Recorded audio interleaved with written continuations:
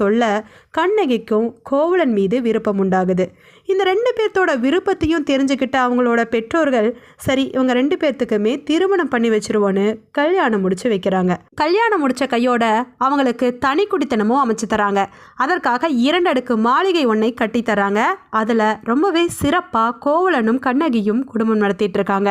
2 பேர்த்துக்குமே கருத்து ஒற்றுமை அப்படிங்கிறது ரொம்பவே இருந்துச்சு.